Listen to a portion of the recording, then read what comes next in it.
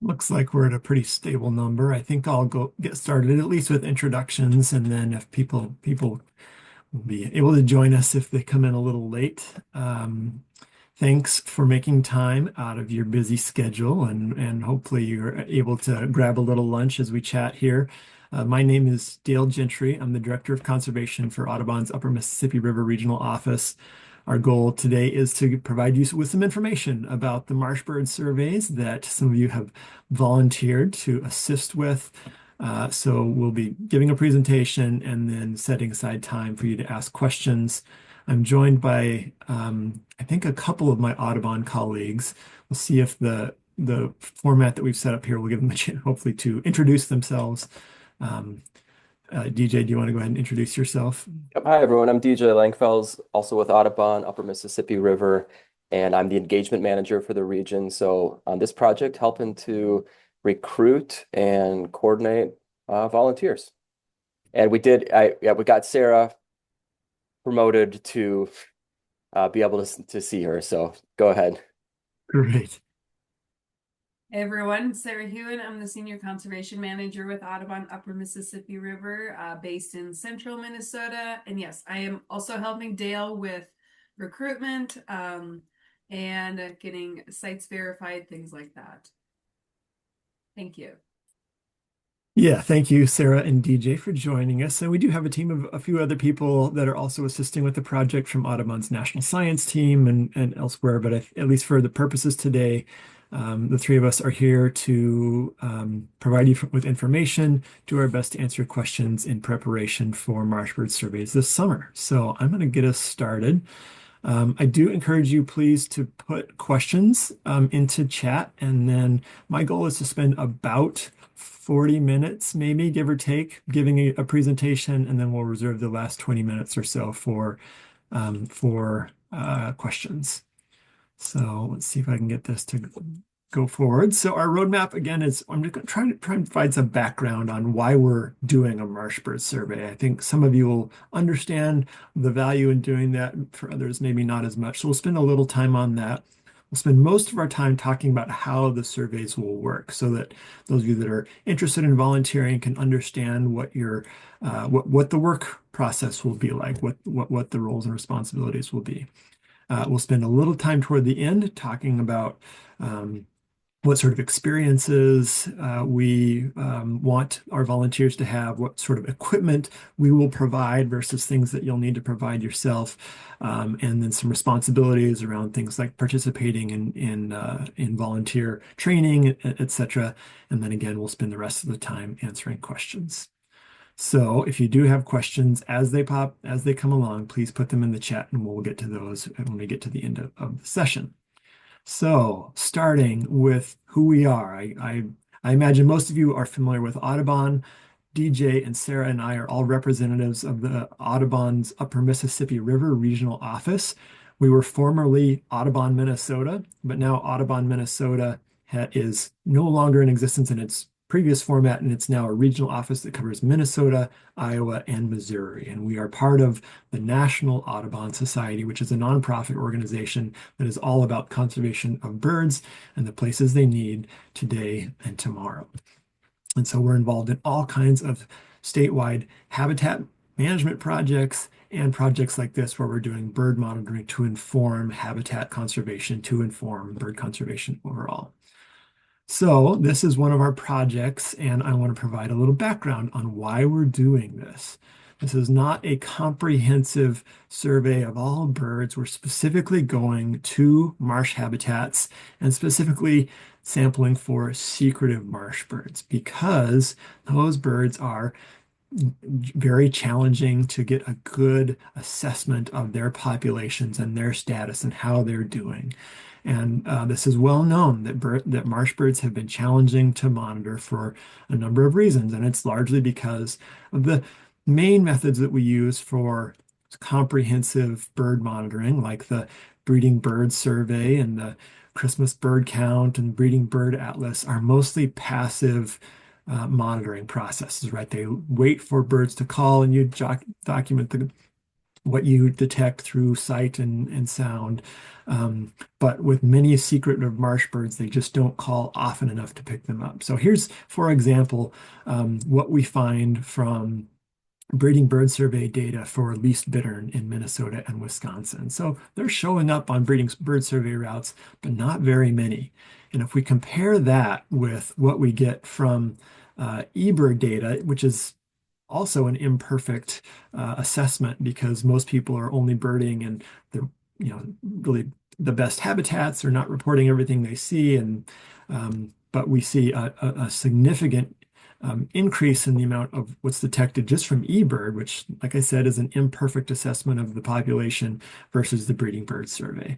So we know that our standardized methods for assessing the populations of all of North America's birds are missing a lot of the important information when it comes to these secretive marsh birds because they don't call every 30 seconds like a songbird, like most songbirds do during the breeding season. And they're very hard to pick up visually because they rarely come up and fly out of the marsh. So we believe that breeding bird surveys, for example, are grossly underrepresenting the birds that exist.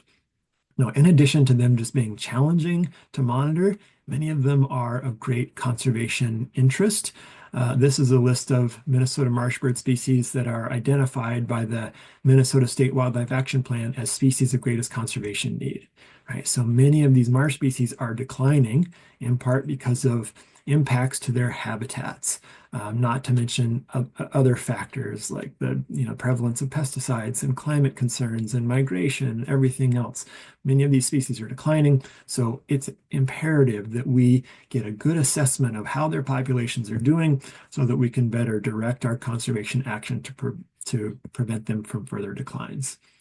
So recognition of this fact that they're hard to monitor and species of conservation concern initiated the development of a secretive marsh bird survey for the entire state of Minnesota. This was done by then Audubon, Minnesota, now again Audubon Upper Mississippi River, and it was conducted in very much the same format that we're doing it now, with contributions from a significant number of volunteers, without whom we really couldn't accomplish our goals. So we're greatly appreciative of your willingness to help. First done in 2016 and 2017. I know some of you assisted with those surveys 10 years ago, and we appreciate you coming back to help again. For some of you, maybe you weren't in Minnesota, or you weren't a birder, or you weren't available, so it will be new for some of you. So the goal of the secretive marsh bird survey is to estimate the population status, and I put and trends of these secretive marsh birds. You can't get trends from a single survey, and so we're coming back to do the same survey again to accomplish the goals of what's going on with the population and compare it to what it was like 10 years ago. And oh, by the way, we plan to do this survey again in maybe 5, maybe 10 years. So we plan to do it indefinitely so that we can continue to keep an assessment of these birds and their habitats. This information also informs management of wetland habitats, so all the public and private land managers that are trying to manage for the benefit of wildlife, this information is useful to them. And in some cases, it provides a baseline data for people that are doing management or restoration or enhancement of marshland and wetland habitats across the state. So we are, again, repeating this survey that was already done 10 years ago over the next 2 summers, in summer of 2026 and the summer of 2027, with support from the Minnesota Environment and Natural Resources Trust Fund. Okay, so this is why we're doing this survey, so we can better understand what's going on with these birds so that we can help conserve them. Now let's talk a little bit about how this process of surveying secretive marsh bird works. So in the state, we, 10 years ago when we first did this, established random points across the state of Minnesota in areas where there are wetland habitats. So this was a combination of this system of grid cells set up by the U.S. Geographic Database. And so from that, we established 65 randomly selected what we call primary survey units. And so they are random, but sort of not random because we intentionally put them proportionately into the 4 different ecoregions of the state. So we wanted to make sure that we were sampling some of the Laurentian Northwoods. We wanted to make sure we sampled some of the grassland ecosystems of the prairie region. We wanted to sample some of the hardwood forests. We wanted to sample the tallgrass aspen parkland region. So 65 primary units, sort of random, but intentionally randomized within 4 different ecosystem regions. And so I know one of the big questions I suspect for volunteers is where will I be doing surveys, or where could I be doing surveys? And the intention is that each one of these red dots would be adopted by one of you. And in reality, we know that there probably won't be enough volunteers to adopt every single one of these dots. And the dots that don't get adopted by a volunteer will be covered by an Audubon staff person or a contractor. Okay, so those are the primary survey units. So one volunteer would adopt one primary survey unit, and within that primary survey unit, it contains 5 to 10 actual points on the ground. So you would conduct, let's say, 7 or 8 marsh bird surveys for each of these locations.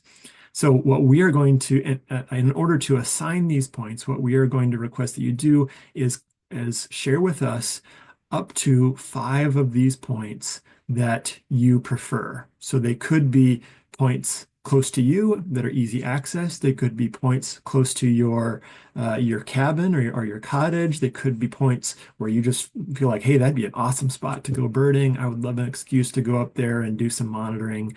So they don't have to be close to you, but they're points where you say, that's an area where I would be willing to go and do some monitoring, either because of proximity or interest. And then once you've submitted those to us, we'll go through and assign and do our best to give you points that you've desired, but also maximize coverage. So if 5 people all say they'll cover 1 point, but only one person says that they'll cover a different point, we'll assign them to that point because they're the only person available, only volunteer available, and we'll let someone else cover one of the other points. So I hope that makes sense, and we can talk about that later if you have questions. So the goal is to assign each of you one of these points. Okay, so then and if you look closely, I don't know if you can see it, but that grid is a series of hexagons. And so within, again, each one of those little red dots on the map is a series of 5 to 10 what we call secondary survey units. And those are also randomly allocated, but random within the framework of the Minnesota Marsh survey. So we've got geographic information about where there are wetlands within the state.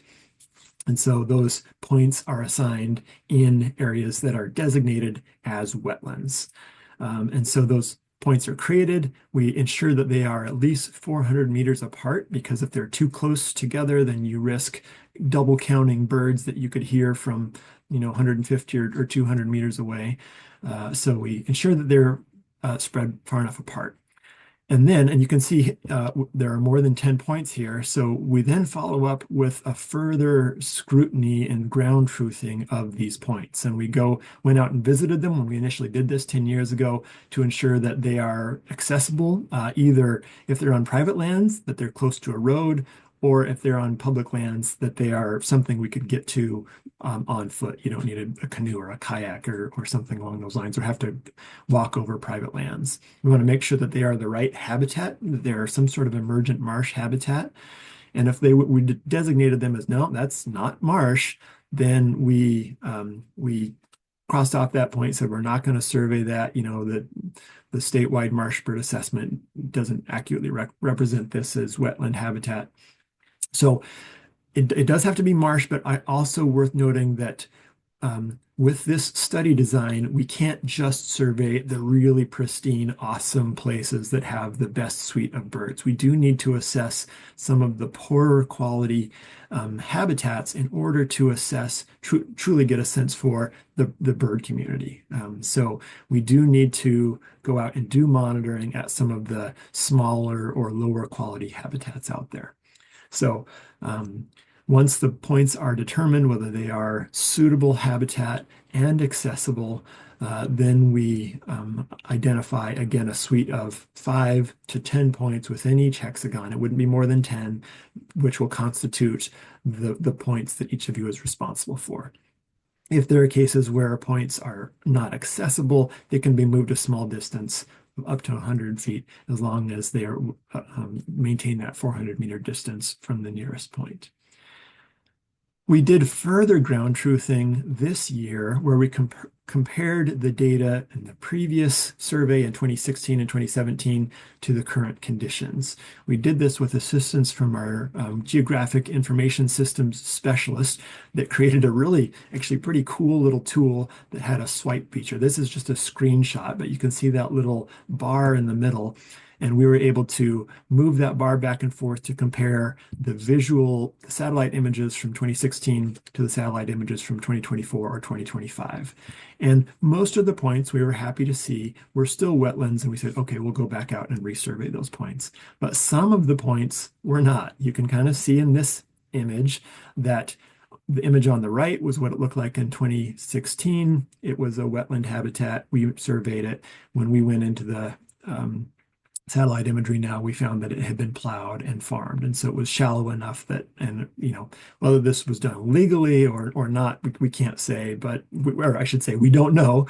But this is no longer a wetland habitat. So this will no longer be on our survey list for this year. So we went back through and ground truth those points. And in some cases, if too many of those secondary survey units are lost, then we will create a few new points to make sure that we have, again, at least 5 points within each, 5 secondary survey units within each primary survey unit. Okay, so you have the point that you've adopted, or your primary survey unit, which includes 5 to 10 secondary survey units. Each of those clumps of 5 to 10 secondary survey units will be surveyed 3 times during the sort of marsh bird breeding season in 2026 and 3 times again during the marsh bird breeding survey in 2027. Depending on whether you are in the northern portion of the state or the southern portion of the state, those 3 survey windows will happen roughly between in the months of May and June. Some of the marsh birds get started with breeding earlier. Of course, we know most of our songbirds, or at least our long distance migrants, they aren't really breeding until late May and early June, but some of the marsh birds get started sooner. So if you're in southern Minnesota, you could start surveys as early as May 1st. And then again, there's those 3 survey windows, and those 3 windows are intended to capture the suite of all the migratory birds, because some will arrive earlier and get started earlier and are more likely to sing and respond to call playback earlier. Birds don't get here till later, and so we want to make sure that we catch those birds that get started early and catch the birds that don't arrive until a little bit later. And then each point will get surveyed once in the morning, which can start as soon as 30 minutes before sunrise and then go to 3 hours after sunrise. And it will also get surveyed once in the evening, which could start as early as 2 hours before sunrise and end 30 minutes after sunset. And then the third survey is up to the discretion of the surveyor. Do I rather go survey it again in the morning or in the evening? Oops, sorry, there's a typo there. It should say evening, not event. I'd say some people might ask, like, what if I can only do 2 of the surveys, but I can't do the third, I'm on vacation or something happens? That's okay. We'll accept 2 surveys if that's kind of worst case scenario. We really prefer they get surveyed 3 times, but if all you can do is 2, that's still a valuable contribution. Okay. Once you've identified the points that you'll be responsible for, we ask that you go out and scout those points ahead of your first survey. This is helpful for a number of different reasons. First, to confirm that those visual assessments that we did from the satellite imagery are accurate, that it is marsh conditions. You can practice the process of using your mapping software on your phone to go out and find those points. So you can practice finding those points. You can find good, safe parking spots, determine the most efficient sequence of points to survey so that survey ensure that you can survey all 5 to 10 points within your 2 or 3 hour time frame. And you can sort of, time how much long it takes you to do the surveys, which is especially helpful for the evening surveys when you've got a shorter window for completing the surveys. And you can also do some of the vegetation data while you're there so that you're not having to spend time on collecting vegetation data on the morning or evening of your actual bird survey. Okay, so we encourage you again, and that would happen sometime probably in the month of late of April, where you could go out and survey those and scout those points out. All right, now it's time to go out and do the bird surveys. So the method requires that you have a single observer. And you can imagine that if you had two people that were both looking for birds and listening for birds, you would get more birds. You do want to get as many birds as possible, but if some places only have a single observer and some have two or three, we would have a bias in the data and they wouldn't be equally surveyed. So even if you have two or three people with you, we ask that only one person be responsible for identifying the birds. Okay, so you're welcome to have people join you, but we just ask that one person be designated as the official observer who is both skilled at identifying the birds and responsible for saying, I saw, yellow-headed blackbird over there, and I heard a bittern over there. So you'll start by listening and documenting all the birds that you see or hear for 5 minutes. So just doing a normal bird survey, just identifying everything you see and hear.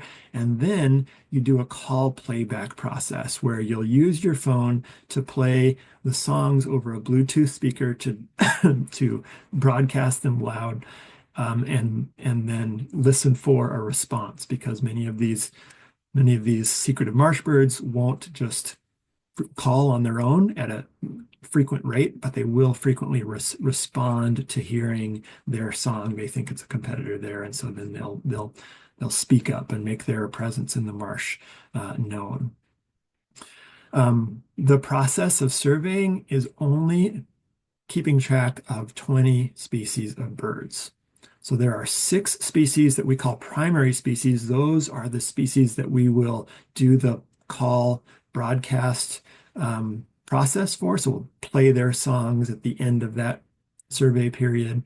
And then there's an additional 14 species that we designate secondary species. And these are species that we're also interested in, but we're not going to play their songs and listen for the playback. So either because they're just not focal species for one reason or another, or they're species that are, frequent singers and don't need this call playback process in order to detect their presence. So things like, swamp sparrows or marsh wrens, they're going to sing pretty frequently, and we'll pick them up.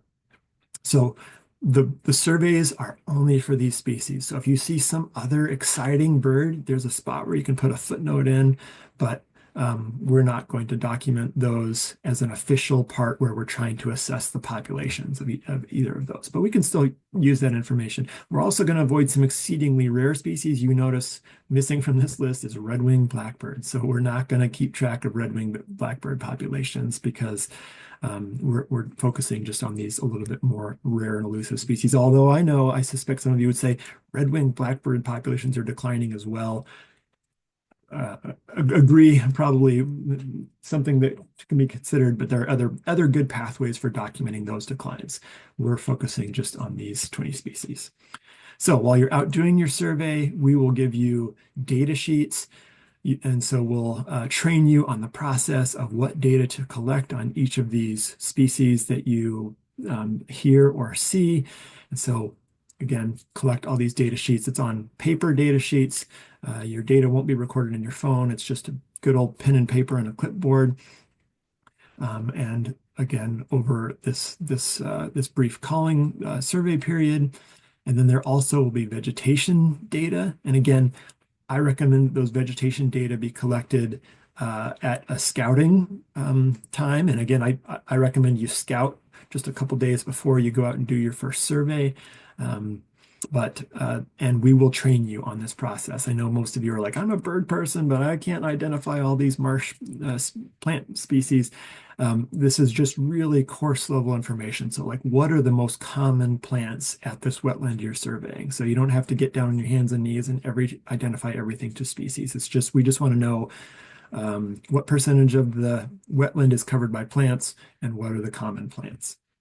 And again, we'll train you on that when we do our volunteer surveys training processes. Finally, you will enter your data into a web-based spreadsheet in order to get that data to us, which once it's entered into these spreadsheets, we will then send off to our science team to do a detailed statistical analysis to determine, an estimate of the population for each of these species within the state and comparison to try and determine trends within the state if they're growing or stable or declining. Okay, so that's the process. Then we'll do it all over again in the summer of 2027. So if you have questions about this, again, please put them in the chat and we'll come back to those. Let's talk a little bit about what sort of experience you need to volunteer and assist with this project, what sort of equipment we'll provide versus what equipment we're asking you to provide, and what are some responsibilities as far as attending training and those sorts of things. So abilities, we'll just go through these relatively quickly. You need to have good hearing and vision to be able to identify marsh birds by sight and sound.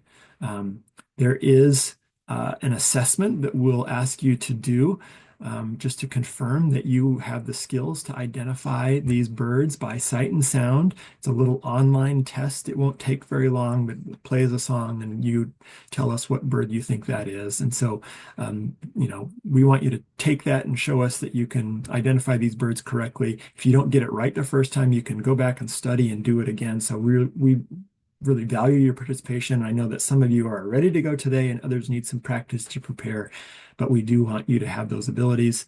Some people might ask about the use of Merlin. There are some standardized rules for the use of Merlin in bird surveys, and it is allowed to be held open and help you keep track of birds. But if Merlin picks up a bird that you neither see nor hear, you can't include it in your surveys. So it's a good sort of tool for comparing what you saw with what Merlin found, but you don't want to report birds that Merlin heard that you didn't. So that's an important distinction. All right, we want you to be familiar with how to use aerial maps to navigate and find the locations. For some people, that's something they've done many times, and others they might need a little practice. We do want you to have a personal vehicle that you can use. We don't have a vehicle that we can provide to volunteers. We want you to be able to walk off trail to some survey points. Some of the sites that are off trail will mostly be on public land, or you walk over public land to get to them. There's not going to be big, long, hacking through, you're not going to need chest waders or anything like that, but you do need to be able to walk off trail. We want you, again, just availability. You need to be able to conduct these surveys during the mornings and the evenings 3 times between the months of May and June. Greatly appreciate if you could help us again next year. And so availability to help with this is, so if you're going to be on vacation or you move somewhere else, or like let's say you have a summer cottage that you spend most of the summer in, select points close to that place because availability is important. We want you to be able to assess vegetation characteristics, and again, we'll do some training on this, but we want you to be willing to be trained and identify some of those common plant species. We want you to be able to navigate spreadsheets. Some people, again, very familiar with spreadsheets and use them frequently. Other people, not so much. If you're not familiar with them, be willing to learn and so that we can show you how to do that. You do need a functioning smartphone, both for the mapping software to find the points and to play the songs through the Bluetooth speaker. So having a functioning smartphone. Be familiar with or willing to learn how to use a Bluetooth speaker, an audio application on your phone to project those bird songs into the marsh so that you can listen for the response. And then lastly, you're available to attend training sessions. So we do ask that each of you be willing to participate in a training session, and this will include a couple of different steps. We are going to create some online training videos where we show you how to do the data entry, how to use the Avenza maps and all these sorts of things. So those will be good resources. helpful that you can go back and review them if you need them, but we also ask that everybody be able to attend an in-person training session. So these are ballpark. We're going to estimate between roughly 9 a.m. and 3 p.m. I don't know that we're going to need that full block of time, but it kind of depends on how many people attend the session and how many questions we have. But we do want to have plenty of time to go out into the field and practice doing this stuff and give people the time that it takes to learn how to use the maps, learn how to enter the data, understand what we're doing and why we're doing it, etc. So I don't think we'll need that full time, but I do want to just block it off in case we need all of those. And we have 3 opportunities for you to attend training sessions. One would be the location within the Twin Cities hasn't yet been identified, but it'll be somewhere in the Twin Cities region, metro area on Saturday, April 11th. We want that Saturday session for those of you that can't maybe attend one of the other Friday training sessions. Friday, April 17th at Rice Lake National Wildlife Refuge. That's in the McGregor area, a little bit west of Duluth. And then Friday, April 24th at Tamarack National Wildlife Refuge in the Detroit Lakes area. So if you're in the southern part of the Twin Cities, the southern part of the state, then that Twin Cities one will be your closest access. If you're in the Northeast, then that Rice Lake would be closest. And if you're in the Northwest, then the Detroit Lakes region would be the closest. But again, you don't have to attend the one that you're closest to. We just ask that you attend one of these and let us know if that's a concern. All right, and then finally, this is the last slide, and then we'll set up some time for you to ask questions. What is provided and what is required? So this is all the equipment that will be provided by us to you. So we will provide data sheets for you to record all the information on. So we'll print those out and hand them to you at the volunteer training events. We will provide you with the points where you'll be surveying, and that can be accessed in either UTM, which stands for Universal Transverse Mercator, which is just a geographic, a standardized geographic system for locating points. Some of you might be more familiar with latitude and longitude, but we'll provide the survey points to you and something that's accessible on your smartphone. We'll also provide a digital map, a geo-referenced PDF map of the survey points. That geo-referenced part is just saying that if you have a tablet or a computer or your phone, that it does sort of tell you where you're at on that map. So it could be useful for that point. We'll send you the audio file that has the songs that you're going to play for the birds, and so it's just actually going to be a single long file, and it helps all the bird songs played in the right order for the right duration with listening time in between. So you just have to hit play once, and it goes through the entire suite of 6 different species where it plays their song, then has a time to listen, plays their song again, time to listen, and then moves on to the next species. So you only have to click play once, and then we'll provide that file for you. If you have a Bluetooth speaker, we ask that you bring it to the training sessions. We'll test it to make sure that it's loud enough. And if it's not loud enough, or if you don't have a Bluetooth speaker, we will provide you with a Bluetooth speaker that you can use for the surveys. And then we'll ask that you return those to us so that we can use them again next year. And then we'll provide you with a little survey placard that you can put in the window of your car that says, I'm here doing a survey, an association with the National Audubon Society. We have a permit to do this, and et cetera, et cetera. And if people give you a hard time, we ask that you just take off. You don't need to put up a fight. You don't need to defend your right to be there. There's no need to cause conflict. But in most cases, you're just going to be on the side of the road or on public land, so there shouldn't be that happening. But if it does, and it's helpful to have that little something that says, I'm here as part of a survey that's permitted and affiliated with a bird conservation organization. Now, there are some things that we ask that you provide. I don't think any of these are for people that are in the outdoors and are bird watchers. Most of this will be pretty familiar. You will need to provide your own binoculars, your own bug spray or head net, so that you can focus on the birds and not on the insects that are swarming around your head. If you're out early in the morning or late at night, we ask that you provide your own flashlight or headlamp. Ask that you provide your own clipboard with pencils or waterproof pen. You'll need something to document the time. That can be a watch, it can be a smartphone, something that so you can say, this is when I started my survey, this is when I stopped my survey. Not something that can document the temperature. Again, smartphone is an easy solution, but you're welcome also just to bring a thermometer out so that we can document some of the weather conditions when you're doing your survey. You'll need some waterproof footwear because you'll be in wetland environments in some cases, and you might have wet feet if you're just out in boots that are not adequate. I strongly recommend wearing like rain pants or something, especially if you're walking through grassland habitats, if you've got some of those public land areas.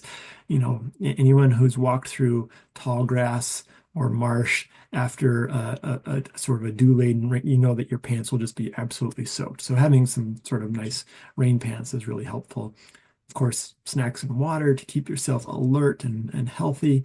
Um, You'll be putting the Bluetooth speaker on the ground while you do the survey. You don't want to have that in your hand because you want your hands to be free for writing on the clipboard.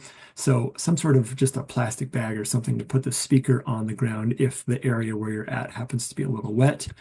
And then number 11 is, excuse me, number 11 is one of the probably more um, uh, area where we get some questions, and that we want you to have something to aid in distance estimation. So if you have a rangefinder, that's great, bring that. During the training process, we will help get all of us on the same page about how to estimate distances, because part of this survey process is not only saying what bird did you hear, but it's how far away from you where you're doing your surveys is the bird when it was detected. That's an important component of estimating the abundance of those birds and therefore population. So you need to estimate distance. Obviously, we're not going to measure it to the nearest foot, nearest meter. We usually, say within 5 meters. We want to try and get it as accurate as possible. So carrying a tape with, or a big long tape measure so that every morning when you start your survey, you can say, all right, here's a reminder to myself of how far 25 meters is. Something like that to help you with your distance estimation.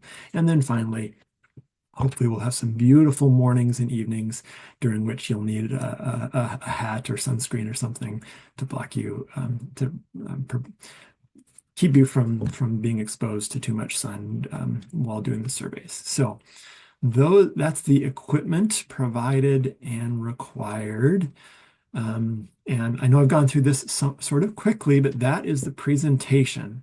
There's a lot more details to cover, and most of that will be covered during the training process. We're not going to get into the fine details today. I just want to provide you enough information to be able to determine, is this something that I really want to do and I want to participate in, or the timing doesn't work, or the locations don't work, or something's, I don't have a personal vehicle, or my birding skills aren't where they need to be. Whatever it might be, I just want you to have enough information to determine if you want to participate and what is expected and required to participate. So I'll open it up now to any questions that have popped up. And I don't know, DJ, if are people able to come off mute and ask questions on their own as well? I think so. Given this webinar format, I think that's possible. I don't know, Dale, do you have easy access to the Q&A? We have a few questions in there, so if you want to just give it a quick Oh yeah, scan and absolutely. answer, I was going to say I could also just read it to you. I mean, perhaps you want to start, since we just ended with equipment, maybe you can answer that question about footwear and then tackle those other two that are Sure. in there. And then folks, yeah, you can either use the Q&A or the chat. Either is perfectly fine. It's probably the easiest way to toss a question out there. But you may also, yeah, I believe you can come off of mute and answer or ask a question just verbally as well. Thanks, DJ. Sorry, I'm gonna get a drink of water. Yeah, you've done all the talking, so. All right. Yes, thank you for those. I do see those questions. So Anonymous asked what type of footwear is recommended. I just wear rubber boots because they're waterproof, and it's nice to have something that's just really super waterproof and you don't have to worry about the seams. I've got a couple pair of boots that I like to use. One that's a little taller and one that's a little shorter.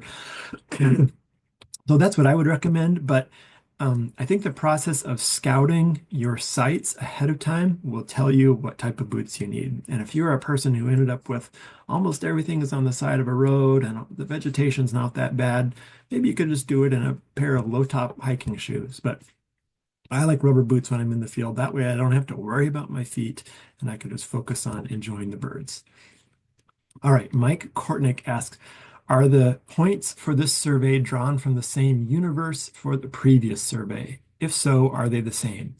The answer to that is yes. They are in cases where the points haven't been modified significantly. They are the exact same points that were surveyed during the previous survey 10 years ago. That's intentional so that we can make an apples to apples comparison of the bird population and the habitat conditions. So they are, yes, they are the exact same locations. Um, and Mike, yes, absolutely. We can create a PDF of these slides and share them out for you to review. Let's see I here. was going to say, we're also recording this Oh, yes. presentation, and we plan to make that available after this as well. So that would be another way to go back and reference this content. Yeah, and Julia, excellent question. Yeah, so you spend about 15 minutes probably at each secondary unit. So there's about 10 minutes worth of just doing the survey. It's just I think maybe just a little bit longer than that. I don't remember the length of the audio file, but it's about 10 minutes between the 5 minutes passive listening and approximately 5 minutes of playing the songs and listening. It might be a little bit longer than that, maybe 12 minutes or something like that. And then, you jot down all your data about weather and GPS and vegetation if anything's changed. So it is expected that you could complete all 5 to 10 points in one survey in one morning, right? So you'd spend one morning going out and doing all 5 to 10 points, and then one evening going out and doing all 5 to 10 points, and then a third evening or morning going out to do those last 5 to 10 points. So yes, excellent question. We're basically asking the training session plus 3 mornings or evenings. So there are 4 big time commitments. For dominant plants, is ID down to species or just genus or group? That's a great question. It kind of depends on the plant. So some plants, if they're easy to identify, give us the species, and that way we know. But there are some plants that are very challenging to identify. If you're trying to determine, like, is this hybrid cattail or is this one of our native cattails? If that's a really challenging identification, we're not going to ask you to do it because that's sort of beyond the expectation. We do want you to be very proficient with the bird identification, but having expertise in vegetation identification is not an absolute necessity. And I'll also say that we're also collecting vegetation characteristics from remotely sensed data. So we've got satellite data that looks at what's the size of the marsh and what's the size of the wetland that it's found within and what's the type of vegetation that surrounds it, how much farmland is there surrounded, how many roads and developments are there. That's also important information. So the vegetation data that you collect is not the only thing that we're providing, but we want it as accurate as we can reasonably be without being a plant taxonomist. Oh, Megan, excellent question about weather restrictions. Yeah, raining, if it's raining heavily, then you won't do surveys because a lot of the birds won't be as active if it's raining heavily. And if it's just sort of misting or just super drizzly, that's not as a concern. The biggest concern is probably wind. That's the thing that you'll have to contend with. If it's really windy, it's hard to hear the birds, and some birds will be less active. They just kind of hunker down. So the biggest weather restriction is heavy rain or wind. And in those cases, we ask that you not do the survey and you schedule another time. And with that knowledge, knowing that wind or heavy rain is possible in the spring and early summer, we do ask that you set aside a few days with some wiggle room in case the first day that you go out and attempt the survey is just not suitable conditions for surveying. Um, if you really liked your survey route, could you adopt the same route again? I think so. I'd say we'll try and support that. Again, within reason, we really want to try and maximize volunteer contribution because we it's just incredibly helpful to have your support and to do this work. And so um, uh, that's a really great question to ask, though, and that we will try and put some information that will, when we send the link to you to send feedback to us on which survey routes you'd like to adopt, we have information in our database about who did the survey previously. And so if you can say, I've done this one before or something along those lines, and I'd really like to do it again, we'll use that information and try and make that possible if at all reasonable. Mike, great question. When will point selection occur? That will happen soon. We were anticipating sending out that link that will include the survey to where people can say, these are the 5 points I'd like to be considered for, probably by the end of this month, if not early March. So I would expect that to be out within the next 2 weeks, and you can submit that information. And we hope to have that which point you will adopt by late March.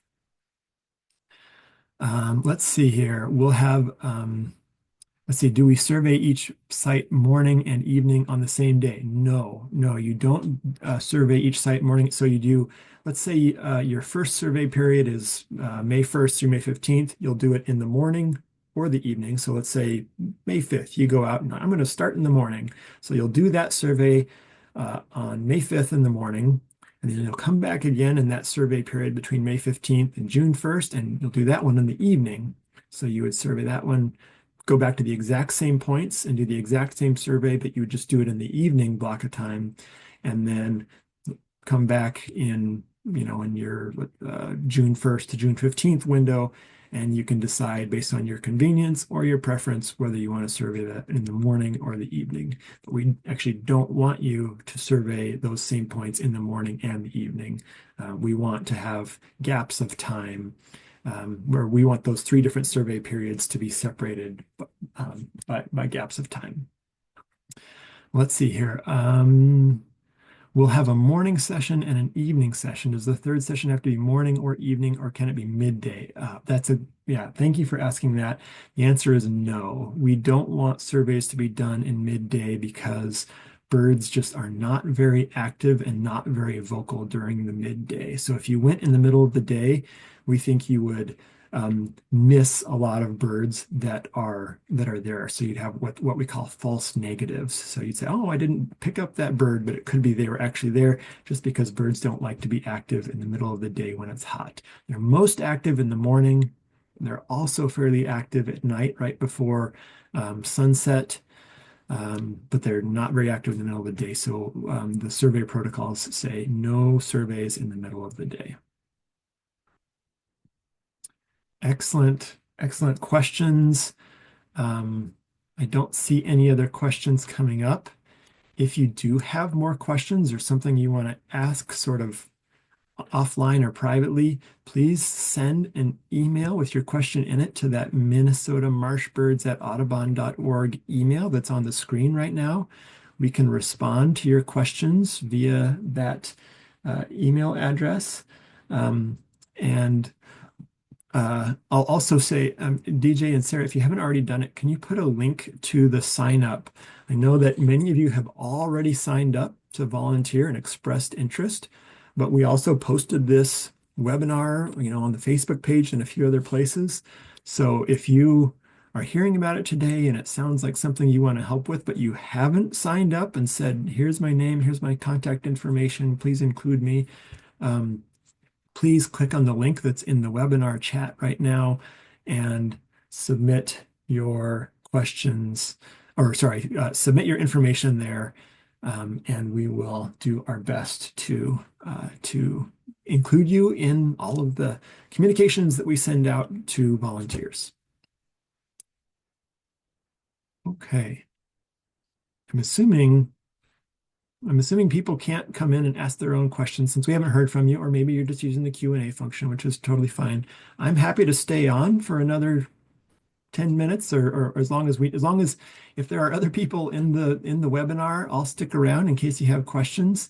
But that's all that we have scheduled for today. We greatly appreciate your willingness to both take a little time to learn more about this, but also your interest in helping us assess the populations of these wonderful birds that we all care so deeply about. So thanks again for your time today, and hopefully your time later this spring and summer conducting these surveys. And again, if you want to stick around, um, oh, thank you, Tom, for catching that typo. That's kind of embarrassing. Yeah, Audubon is misspelled. I'm just going to fix that right now so that we don't have to deal with that anymore.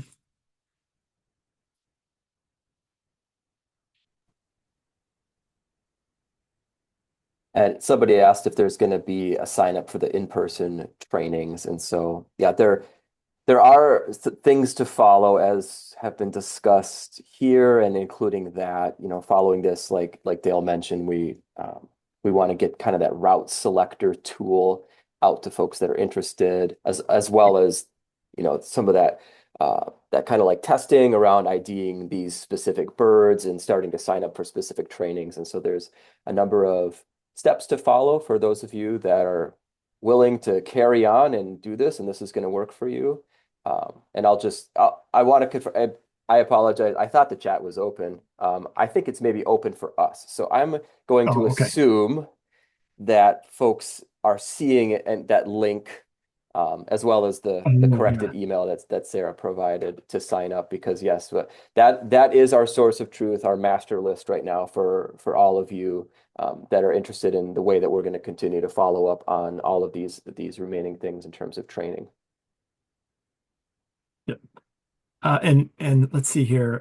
Is there going to be sign up for the in-person training sessions? Yeah, you can choose which one you want to go to, but we will have a sign up. It'll be helpful just to know how many people are coming, just to know how many things we need to print out and making sure that we don't go above capacity in the rooms and such. So we will send out a sign up for those training sessions as well. Mike, we will provide audio practice files. Yep, absolutely. We'll do that so that you can listen to the files that we'll use during the surveys, et cetera, but also just some good resources. There are lots of great resources out there for practicing these birds, but we'll provide some of those. What does a rangefinder look like? How would I know if I have one? Good question. A rangefinder, it looks, well, I don't know if I'm the best person to answer this question. I've used one, but it's been over 10 years. And the one that I used looked kind of like a pair of binoculars. And you would hold it up and it had a little laser, and you'd point that laser that you could look through the rangefinder so you could see what the laser is pointed at, and then it would give you an estimated distance. So I'm guessing that if you had them, you would know it, but it's possible, maybe not. But it looks, the ones that I've used look kind of like a little pair of binoculars with a little digital readout for the distance and a button to push for the laser and that sort of thing. So yes, good question. Any other questions?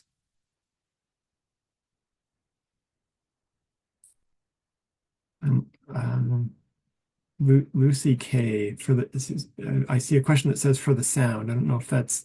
I think that was a follow-on from the rangefinder question, and so I think maybe a clarification about Oh, yes. measuring or estimating distance versus also some of that call playback and having a Bluetooth speaker and Yeah. different pieces of equipment that you may use. Yeah. Yep. Yeah. But both for sound or visuals. Oh, thanks, Mike, for putting that link into the for the rangefinder, which is kind of a handy tool to use if you're. I know a lot of hunters will use them to help with, accurate dialing in of their distances for their shot and that sort of thing. But yeah, and that's something we'll practice also at the volunteer training sessions is estimating distances because that's an important part of getting accurate information is knowing how far that bird away is from you. And it's impossible to do perfectly accurately because occasionally some birds will sort of whisper their song and other birds will shout their song. And so it's very challenging to say absolutely it was 26 meters away, but we've also found that practicing together is really great. So, there's a tree over there. How far away do you think that tree is? And you have 5 people and you'll find that we don't all get it right. And so measure that out and figure out the exact distances, and you can kind of calibrate your estimation there. So that's a very helpful process.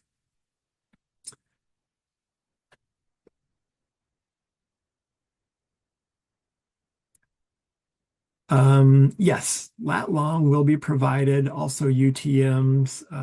I mostly use UTMs, but lat long, and really it will send it to you in a data file that will be compatible with the Avenza Maps app. So seeing the actual numbers, you might not even really need those numbers. You really just need to learn how to use the map. But yeah, we can provide them in both lat and long as well as UTMs. Let's see here. Was that all the questions? I think all current questions have been answered. We'll could leave that Cabela's link up there if anyone Yes, yeah, I think wants that's a to great check one. out range finders. Yeah, and we will again, I'll like DJ said, we are recording this, and we'll send out a link to the recording. We'll post a link somewhere on our website, and we'll also send you a copy of the slides for this for reference.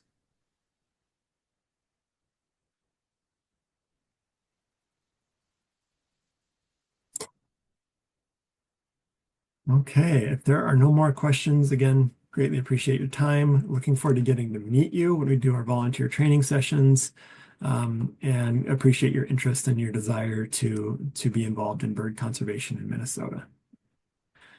Have a wonderful week, and we'll talk again soon.